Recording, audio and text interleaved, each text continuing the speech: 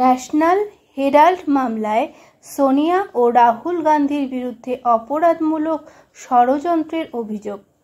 ইডির চার্জশিট।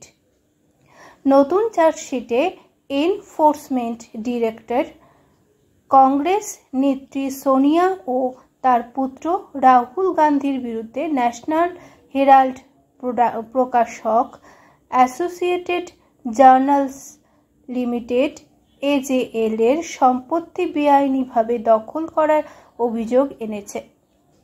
প্রায় 2000 কোটি টাকার সম্পত্তি মাত্র 50 লাখ টাকায় ইয়ং ইন্ডিয়ান নামক একটি প্রাইভেট কোম্পানির অধীনে স্থানান্তরিত হয় বলে দাবি।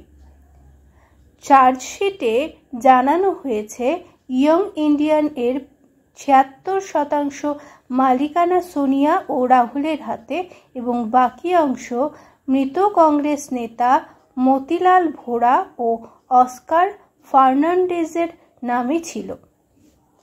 ইডি অভিযোগ করেছে, কংগ্রেস পার্টি AJL-কে যে 90.21 কোটি টাকার ঋণ দিয়েছিল সেটিকে 9.02 কোটি টাকার ইকুইটি শেয়ারে রূপান্তর করে তা ইয়ং ইন্ডিয়ানের নামে স্থানান্তর করা হয়। এর মাধ্যমে গান্ধী পরিবার AJL এর মূল্যবান সম্পত্তির লাভবান মালিক হয়ে ওঠে। ইডি আরও জানায়, ইয়ং ইন্ডিয়ান একটি ধারা 25 ভুক্ত অলাভজনক সংস্থা হলেও তাতে কোনো সমাজসেবামূলক কাজ হয়নি।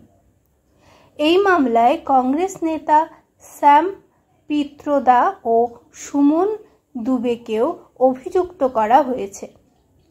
বিশেষ আদালত আগামী 25শে এপ্রিল চার্জশিটের গ্রহণযোগ্য তা নিয়ে সিদ্ধান্ত নেবে। এই মামলায় দোষী সাব্যস্ত হলে অভিযুক্তদের সর্বোচ্চ 7 বছরের কারাদণ্ড হতে পারে।